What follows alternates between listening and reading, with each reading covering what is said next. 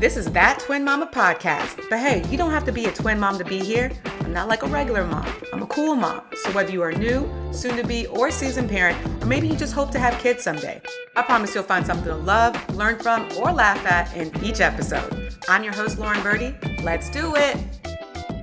I am so excited to be back in studio with you, Lauren. Yes, girl. Here we go. We back together. We back. We reunited and it feels so good. It really does. It really does. Another Twin Mama podcast collaboration crossover episode. So you got to keep the conversation going and check out both of our podcasts this week.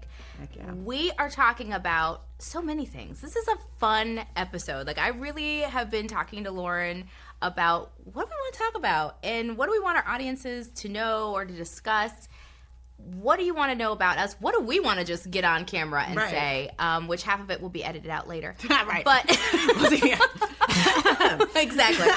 But I think today we want to talk about primarily friendship. And this has been something you all have been talking about to me. I know for you, Lauren, you've had people writing in. Yes. We want to talk about how difficult it is or what the challenges are and how to make friends as you get older. And so, Lauren, welcome. Thank you. I mean, it's so funny because, like, this has just been top of mind. I think, like, as we get older, like, when you're a little kid, so easy. Shiloh and Evergrace, they come home, they go, oh, we got, like, 7 best friends. I was like, today? And they're all best friends. And they're all best friends. I was like, oh, who are your best friends? She's like, everyone. Like, and names everyone in the class. It's like, oh, do you like pink? I like pink. We best friends. That's enough. Boom, bam. And then as you get older, you get into, like, high school. And I think navigating relationships, especially with women, can become a little bit more challenging. You see different conflicts arise and how you deal with those conflicts. And then as you get into college, I think it's almost easier for a second because, like, everybody's new. Yes. You can go up to a stranger at, like, the park and you can become friends. Like, it's not weird to just go up to a stranger somewhere at a coffee shop and be like, oh, you want to hang out? And then as you get to an adult and just career, marriage, kids, like, and you just become, like, I think less and less time. The capacity I have for friendships have changed. The relationships I have for, like, existing friendships have changed. And it's just become, I realize, harder to navigate what capacity do I have for new friendships in my life? And do I sustain all the ones I've always had just because they've always been there, even if I'm evolving? So I think it's just the topic. Yes, it is the topic. Yeah. And I think related to that, too, as you were talking, I thought about, well, what is the commonality between, because you said, like, when you're a little kid, you make friends really easier, and then you don't for a while, and then you make friends really easy in college. Right. What is that thread? And what it got me thinking is that I think when you're a little kid and when you're college, you're, like, the most open. Yes. And the most kind of expansive. I feel like when I was a little kid, I don't care. Like, anyone could be a friend. There was no limit, Anybody right? could be a friend. And I mean, honestly, that wasn't, I don't know I want to carry that into We don't need to do that. We don't need to always do that. But it was possible, so I was much more open, right? Yes. So anybody who came into my life, let's see, we're friends now. Right. And I think in high school, you get a little more cliquish, but you're also starting to find your identity and your personality and who you are a little bit. Yeah. And then you go into, like, the college years. Even if you didn't go to college, like, the college years itself, there's another time of, like, early adulthood, very, very early adulthood, where you're just, like, if you're in a campus, it's this brand new experience. You're back to being, like, open and who wants to be my friend? Yeah, and the world is your oyster. Yes. You all are here under this similar... Yes. Like, you're at least at the same college, so there's, like, an easy identity marker that we can just vibe on. You know what I mean? Like, it's 100%. And you're open again. Like, you're open in again. College, you're thinking about, you know, who am I? You're, like, really formalizing your identity, but you're also kind of like, well, I'm also open to hearing something different. Yes. And learning something different and meeting different people than maybe I had in high school when I got really small and narrow. Right. And then, like, in high school, some people have, like, you're limited in high school. Like, Yes. once you go to elementary school, middle school, then by high school, those, like, kindergarten friendships that could have been whatever, that girl could have turned into a mean girl. So by high school, you're just limited to whatever 100 people that are in your class. And then college is like, boom, I want to reinvent myself. I'm now adult. I can choose who I want to be friends with. They don't just have to live in my local public high school district. And there's this new openness. There's this new curiosity. Yes. I mean, how many Facebook friends did you have? Girl, I was Facebook, because when I was a freshman in college, that's when Facebook just popped off. Girl, I would... Anybody that went to my school, y'all my Facebook friends. Like, literally. Yes, I said hi once to you. Poke you. That was just, and poking was so weird. Do you remember that? Yeah, that was weird. It was aggressive. That was, it was an aggressive, who's really poking? Who is poking? To make a friend. Weird people. Anyway. Weird. Thanks, Mark. But yes, I agree with you. I think that college also you meet different cultures and different people at that time too. Like you meet international students if that wasn't your experience where you're from. Yes. It's just this really kind of expansive time. And then post-college, I feel like, and particularly as women, because we feel we're so like society makes us so many things. Like you have to be this way. Well, now it's the phase to be this way. It's the phase to be a career person. It's the phase to be a mom or a partner or all those things. And we limit our identity. So then our identity becomes, I'm a mom, I'm a partner, I'm whatever my job title is. And just by that limiting like belief system, it cuts off how many friends you're going to have. Because if you're a career person, well, you can't be friends with someone who doesn't want a career. 100%. If you're a mom, well, I don't know that I have in common with people. What would I have in common with people who don't want children? If I'm partnered up, what do I have in common with people who are single? You start to let those thoughts a little bit. Yeah. Even if they don't come to your consciousness, I feel like it's hanging out in the background. I think I completely agree. And I also think as women, like we go post-college, there is so much pressure from society to be like, to be a career woman like you don't have kids, or be a mom, you know, like, or be a most desired wife, or whatever, a homemaker, a cook, all these different things that we have to wear as this title, where it's like, I think we at least not undervalue or underestimate the amount of capacity or amount of attention that friendships also need. Like you'll get a ton of therapy on relationship advice. How do you get a man? This is how you get a career. And friendships, we almost want it to feel like effortless, but like they take work. A lot of work. And I think like navigating all the things, but then also, and you need your girls. Yes. Like you need good friends. Like good friends, if you got good friends, like that can mean everything, especially in stressful times. But I don't know if like, especially with dealing with conflict with good friends or making new friends and sustaining that I don't have that many resources as an adult, as a mom, as an entrepreneur, as like everything. It's just like, I'm like, okay, you get me. And if something goes awry, then I'm like, dang, are we friends? Like it's, you know what I mean? Versus like in my relationship, my husband would be like, something happens, like, okay, I know how to talk this through with you. If I have something with like like someone that works for me, I know how to talk this through with you. Something with my child, okay, this is how we're going to talk it through. With my friends though, I'm just realizing, I don't know if I'm just like, okay, maybe we ain't friends. You know what I mean? It's different. So I think you're right. And there isn't a guidebook on how to, I mean, there are now. Let me be clear. There are now. But I think coming up, transitioning from college to adulthood, there was nothing on how to be a friend. To continue to be a friend too. It's easy when you're all going out and hanging out in college and there's not that much else to do. Whereas or like when you're younger, but as you get into life, it's like, how do you maintain, sustain, and find those dope sisterhood of friends? You know. And then how do you let go? The other thing too that I feel like we didn't get, because as you get older, it's okay to be really wide open and let anyone be your friend. And I think you should. Like it's part of knowing who you are. Yeah. But as you get older, I don't want the friends I had necessarily in kindergarten to be my best friend now. Yeah. But I realize like a lot of women have in common is like they have this phase where they're outgrowing their friendships and the pain of that. And like trying to hold on to, and we've all done that, hold on to people. You're like, they're not compatible anymore with my world or who I am. Girl, they've changed, I've changed. Yeah. And I don't think we've ever really addressed how to let go with love. Like I talk about it in the podcast, but it's like, how do we let go with love people who are no longer really fitting in our world? 100%. How do we make realistic expectations? Because the other thing we do is we like want a friendship to be the same it was. Like if you're my best friend, that is assuming you have to be it until we're 95. Yes. And it's not true. Like your 16-year-old best friend may not be compatible, but it doesn't necessarily mean you have to toss the relationship. Like I really am an advocate for telling people to redefine the relationship. Your best friend may now be like your best acquaintance. That's a good point. And you talk to them at the holidays, or you talk to them, you know, every once in a while you catch up and you send a text to them, you know, once a month. And we don't really know to do that, because you said that really well, where you're like, why are we not friends no more? And I've done the same thing. It's like, maybe I should just downgrade. Maybe I'm over-expecting. I'm expecting too much from this friendship at this moment. And I need to just be like, we're acquaintances. Yeah. We're not best friends. We don't have to be. And like, I think so I'm going through something currently where I'm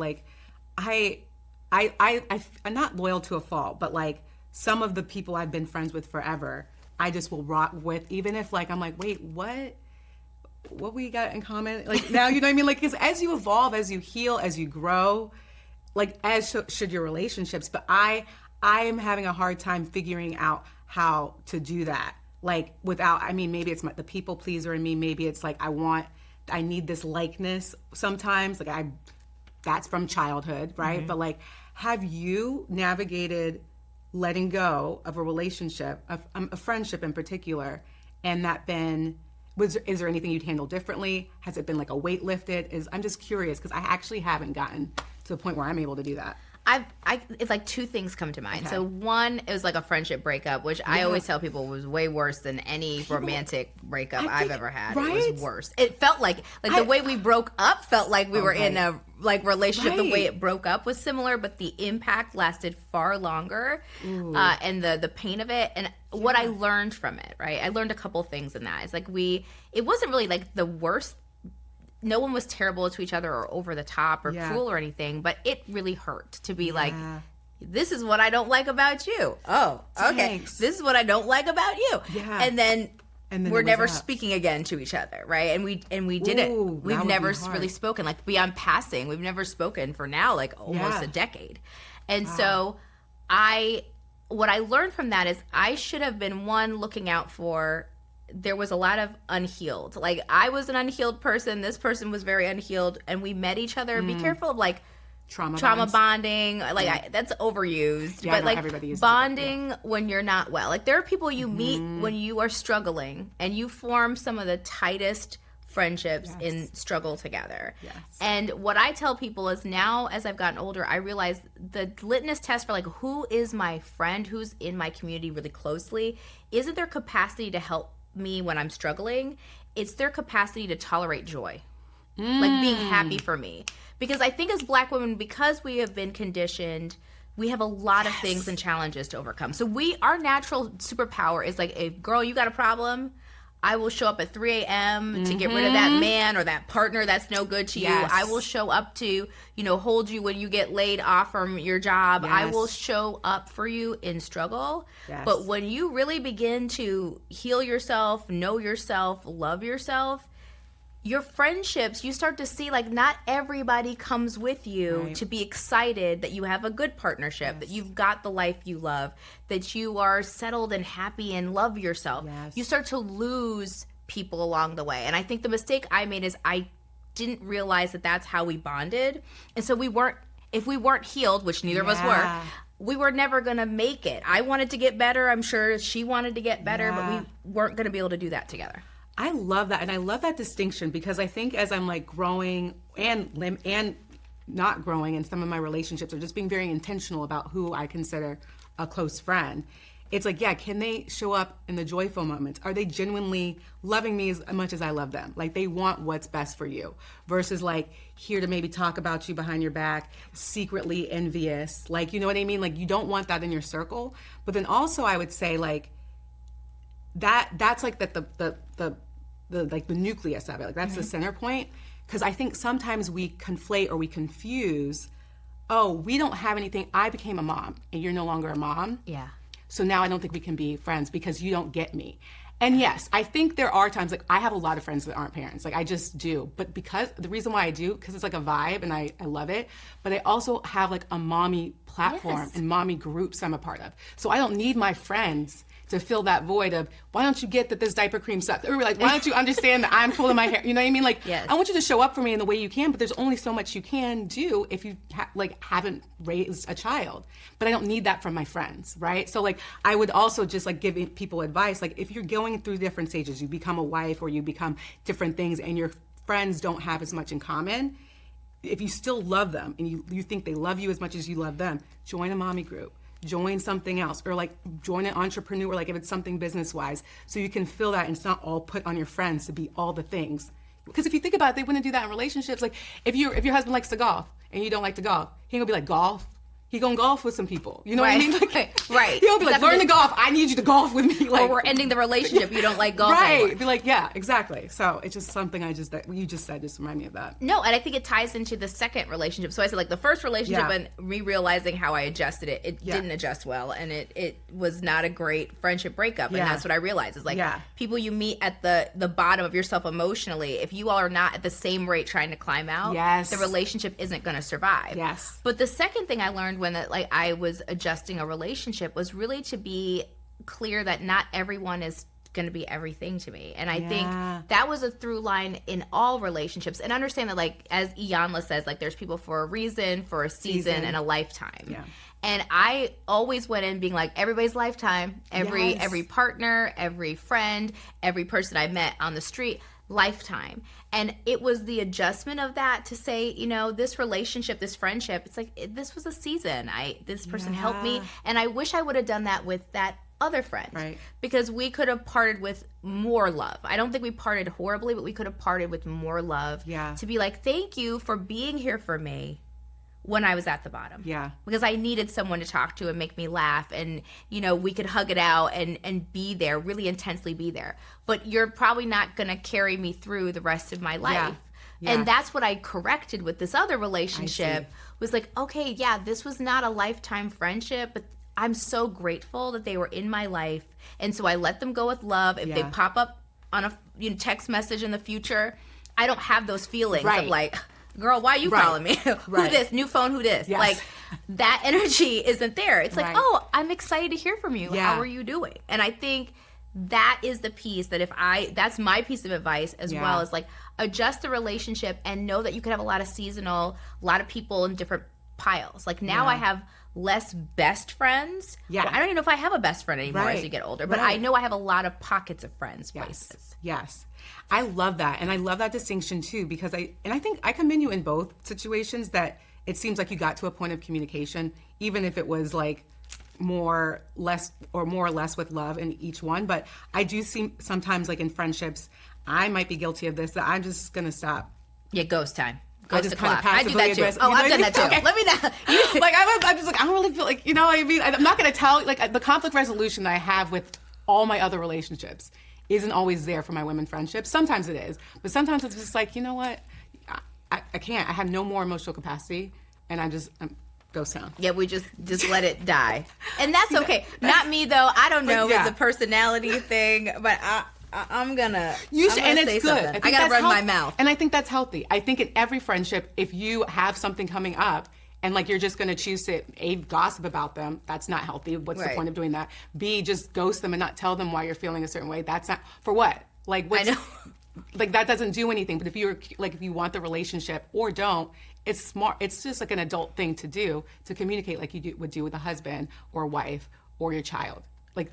It should be, but I mean, sometimes I just be wanting to get in there and stab and twist. Sometimes we can be a little petty. Yeah, let me be clear. I love petty. Like, so, petty, yay. Petty. So I worked really hard to curb that instinct and grow as a human. But, like, I will say, like, I think some of my, looking back, I'm like, yeah, that, I tried to Iyanla, but with petty, and I was like, nobody wants to hear that. I know those people are probably like, I will never talk to this chick again. She is awful. But you did, like, I also want to, like, when we come back, I want to talk to you about something you opened a door up to, which you said, like, entrepreneurship. Yeah. And we'll also talk about podcasting. Girl, content creation. Podcasting, entrepreneurships, all the things. The multi-hyphenated that we are. And how relationships and community fit into that as well as just, like, the challenges in general. So more to come. We're going to come back and talk about now friendships and community building when you're in these kinds of creative spaces.